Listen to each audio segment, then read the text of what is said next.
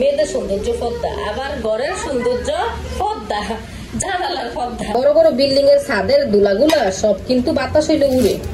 তারপরে রাস্তাঘাট বেশি না, গাড়ি ঘোড়া চলে, রাস্তাঘাটে অনেক ধুলাবালু উড়ে। আসসালামু আলাইকুম, সবাই কেমন আছেন? আশা করি সবাই ভালো আছেন। কাজ করলেই কিন্তু করা হয়, না করলে কিন্তু হয় না। আজকে 15 দিন ভাবতেছি যে জানলার পর্দাগুলো ধুই, ভাবতে ভাবতেই শেষ। 15 দিন ধুই না আলসামির কারণে।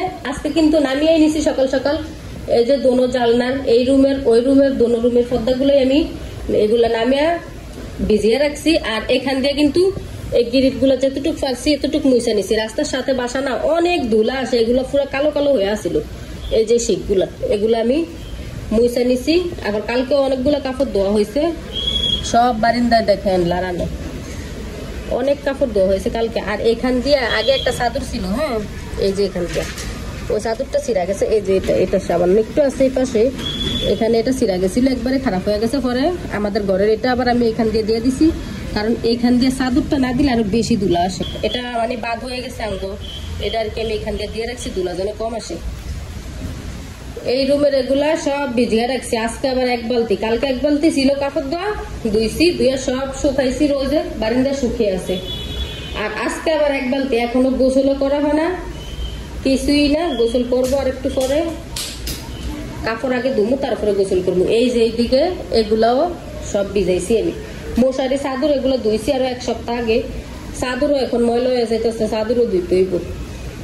চাদর ধুইলো আরো 2-3 দিন পরে আমি ধুমু। আজকে পর্দাগুলো ধুয়ে নেই, কারণ পর্দাগুলো ধুমু অনেকদিনই ভাবতেছি। সকাল থেকে কাজ করতেছি, এই যে কেক খাইয়া এখান থেকে 2 পিস কেক খাইছি। জানো মানুষ খুদাই জিদ করতেছি, এগুলো নষ্ট করবা বাবা। সাথে জানলার মানে আয়না গুলো আছে না, যতটুকু ফাঁসি এতটুকু মুছে নিছি আয়না। এখান দিয়ে পানিও ফুটাইছি। রান্না এখনো করি না, রান্না আর একটু পরে করবো। গোসল টোসল করে পর্দাগুলো ধুয়ে পরে রান্নাটা করবো। আবার এই দরজাগুলো মুছছি, দরজাগুলো এই ফাঁকে ফাঁকে মানে অনেক ময়লা এসা পড়ছিল, এগুলো মুছছি। যতটুকু যা ফাঁসি তাই করছি আর কি। তো এখন খাবার গুলো ধুয়ে আসি।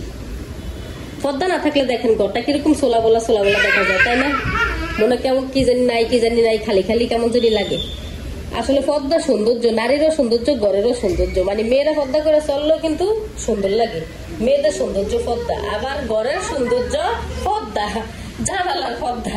পর্দা থাকলে কিন্তু দেখতে ঘরের ভিতরে অনেক সুন্দরই লাগে, মনে বরাবর কত কিছু আছে এরকম লাগে। আর পর্দা না থাকলে কেমন দেখেন সোলা বলা খালি খালি কেমন জানি দেখা যায়। আমার রুমটা বেশি দেখা যায় খালি খালি।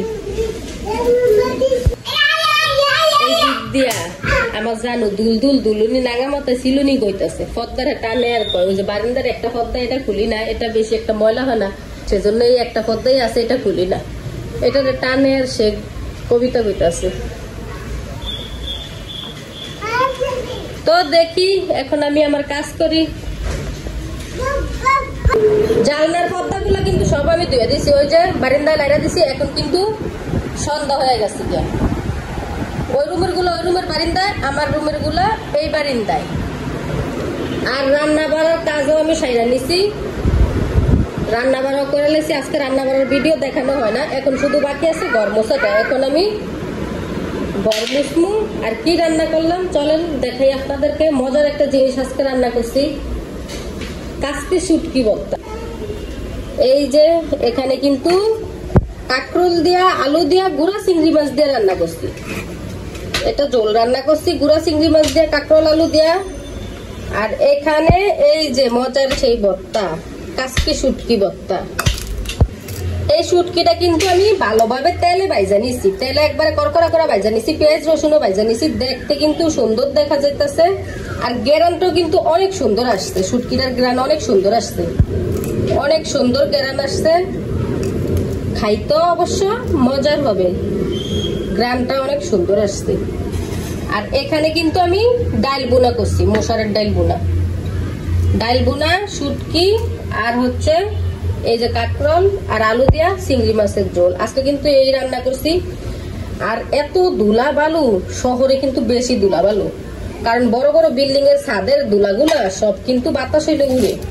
তারপরে রাস্তাঘাট বেশি না, গাড়ি ঘোড়া চলে, রাস্তাঘাটে অনেক ধুলাবালু উড়ে। আর আমাদের বাসা মানে রাস্তার একদম পাশে, তো অনেক ধুলাবালু আসে, অনেক ধুলাবালু। তো এই আর কি, সব কাজই শেষ, এখন শুধু ঘর মোছাটা বাকি আছে। এখন আমি ঘর মুছবো। সবাই ভালো থাকবেন, সুস্থ থাকবেন। আল্লাহ হাফেজ।